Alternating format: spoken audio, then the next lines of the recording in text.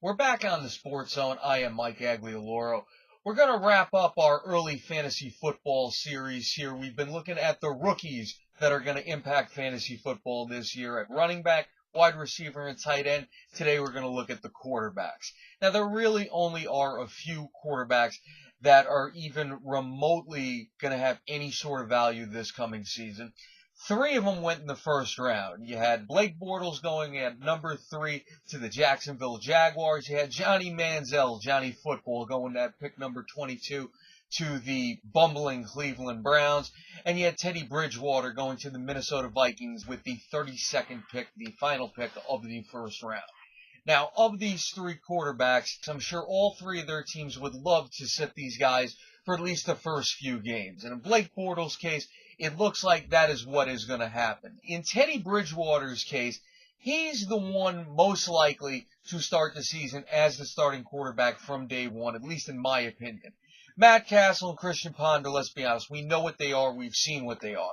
But if you look at the situation that Teddy Bridgewater is coming into, with Greg Jennings and Cordell Patterson at the wide receiver positions, and Patterson getting ready for a breakout season, and you still have Adrian Peterson behind that at running back, I look for Teddy Bridgewater to be able to take advantage of the weapons in a way that Castle and Ponder have not proven capable of being able to do over a sustained period of time.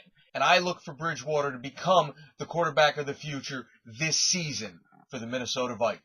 You look at Blake Bortles, and he's definitely also the quarterback of the future for the Jacksonville Jaguars. Now, he may not start the season as the number one quarterback. Chad Henne was brought in to at least start the season. But Bortles is the guy who's going to take the reins at some point over the course of the season. I look for a big season out of him. It's no longer the same muddling Jaguars offense. They got a decent offensive line in place, and they brought in two quality wide receivers in the second round of this year's draft with Marquise Lee and Allen Robinson. And I think with those two weapons at his disposal, he got a decent running game in Toby Gerhart. They definitely could use a second option to emerge. But I like that situation for either Henne or Bortles. Like I said, I look for Bortles to take over at some point this season. And I definitely think he's worth a look if you're in one-year leagues, and definitely worth a shot if you're in a dynasty league. Johnny Manziel, I rank third on this list. I just don't like that situation in Cleveland. Now, he's going to be able to make more happen for him with his legs than a guy like Brian Hoyer, who is currently his competition for the number one role. But outside of being able to run a little bit, I got to wonder how the protection is going to be, even though Cleveland does have an offensive line. They have no weapons at the wide receiver position. They bring in Jordan Cameron at the tight end position once again, and he is one of the best tight ends in football. Definitely one of the best younger tight ends in football. So I like him as a weapon, and I like Ben Tate, the rookie they drafted out of Towson University. Terrence West, heard a lot of good things about him. So I think he's got decent secondary weapons, but at wide receiver, Miles Austin is really his only legitimate weapon. I don't look at Earl Bennett or Andrew Hawkins or any of these other guys they have as really legitimate weapons. Hawkins is being paid like a legitimate weapon, but with Josh Gordon suspended, they don't have any legitimate weapons. So I really wonder about Manziel.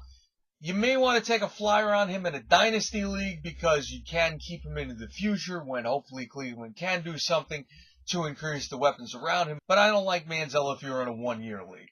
Next quarterback we'll look at out of the University of Pittsburgh, taken in the 4th round by the Houston Texans, Tom Savage. Now, he's been thought of as a project quarterback, not someone you would start right away. But you look at the Texans' track record over the last 2 seasons, starting T.J. Yates 2 years ago when Matt Schaub was lost to injury, starting Case Keenum, 6th round draft pick, when Matt Schaub was proven ineffective with all the turnovers.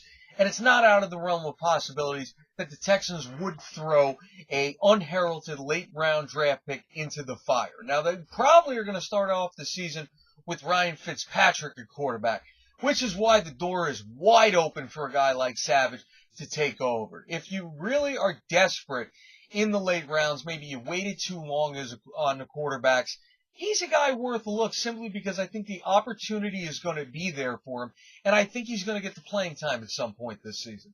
Last quarterback we're going to take a look at is Derek Carr, going to the Oakland Raiders in the 2nd round of the NFL draft.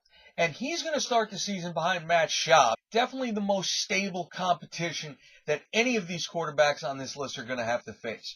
So if you're in a dynasty league, you are probably looking at Derek Carr's way. In a one-year league, you're not looking at his way. Matt Schaub can probably get through the season with the weapons that he has at his disposal as an adequate NFL quarterback. Whether or not Derek Carr would be a better alternative, at least not right away.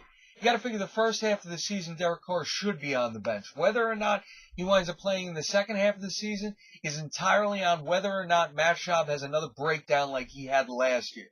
So Derek Carr, like I said, he's on this list simply because of all the other quarterbacks, he's the closest to starting, and he's the guy you want if you're in a dynasty league. This year, steer clear of him, though. So with that, want to wish a happy Memorial Day weekend to everybody out there. Don't forget, like us on Facebook, follow us on Twitter at WeAreSportsZone.